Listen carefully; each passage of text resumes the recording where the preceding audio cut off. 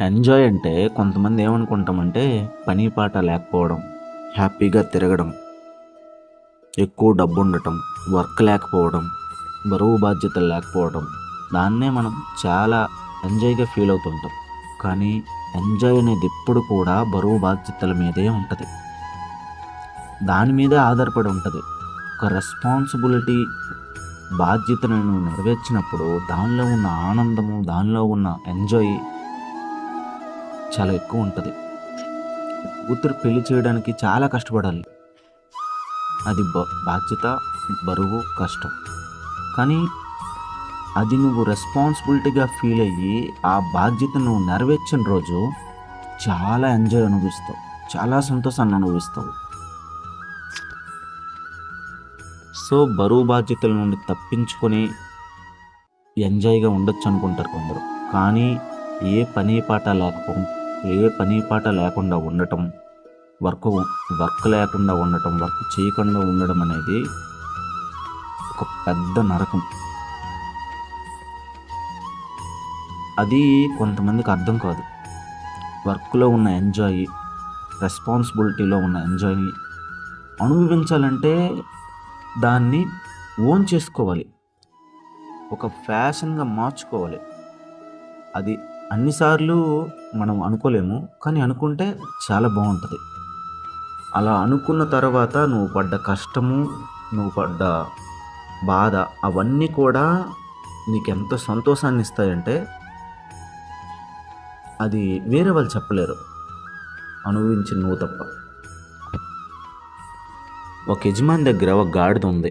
ఆ గాడిద రోజు బరువులు మోస్తూ మోస్తూ ఒకరోజు అనుకుంది, ఏంటి నా జీవితం ఇలా రోజు బరువులు మోయడమేనా, సో ఎంజాయ్ చేయాలి నేను లైఫ్ని అనుకొని ఒకరోజు ఆ యజమాని నుండి తప్పించుకొని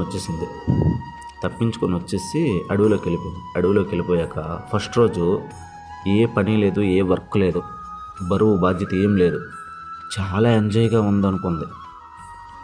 ఆ రోజంతా దానికి ఫుడ్ ఎవడు పెడతాడు, ఎవడో పెట్టాడు.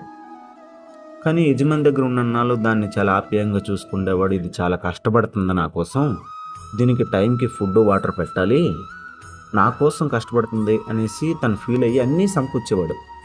ఇప్పుడు అడవిలో ఎవరు చూస్తారు దానికి? తన ఫుడ్, వాటర్ అన్నీ అది కష్టపడి సంపాదించుకోవాల్సిందే, పోరాటం చేయవలసిందే, వెతకవలసిందే. అలా కొన్ని రోజులు గడిచేసరికి చాలా నీరసించిపోయి ఈ జీవితం చాలా కష్టంగా ఉంది, ఇలా వర్క్ లేకుండా ఉన్నాను కానీ ఫుడ్ కోసం కూడా నేను కష్టపడాలి, అదే యజమాని దగ్గర ఉన్నప్పుడు నా బరువు బాధ్యతలు నేను మోసినన్నాళ్ళు కూడా నా జీవితం చాలా సుఖంగా ఉండేది అనుకొని ఒకరోజు యజమాని దగ్గరికి వచ్చేసింది. యజమాని అడిగాడు, ఎందుకు వచ్చేసావు అని. వర్క్ లేకుండా బరువులు మోయకుండా ఉండడం బాగానే ఉంది, కానీ ఫుడ్ కోసం కూడా కష్టపడాలి, సో కష్టం లేకుండా ఏం లేదు. సో ఒక రెస్పాన్సిబిలిటీగా ఒక వర్క్ని మనం ఫీల్ అయినప్పుడు దాని తర్వాత వచ్చే సుఖమే ఎంజాయ్. సో ఆ వర్క్ని నువ్వు ఓన్ చేసుకుంటే పని చేస్తున్నప్పుడు కూడా నువ్వు ఎంజాయ్గానే ఫీల్ అవుతాము అని చెప్పింది. సో వర్క్ నుండి తప్పించుకోవడము, బరువు బాధ్యతల నుండి తప్పించుకోవడం ఎంజాయ్ కాదు, దాన్ని మనం ఓన్ చేసుకొని అవి రెస్పాన్సిబిలిటీగా ఫీల్ అయ్యి ఆ బరువు బాధ్యతల్ని మనము నెరవేర్చిన రోజే మనం అసలైన ఎంజాయ్ని అనుభవిస్తాం. సో ఆ గాడిదకి అర్థమైంది రియల్ ఎంజాయ్ అంటే ఏంటి అండి. సో మిగతా గాడిదలకే అర్థం కావాలి.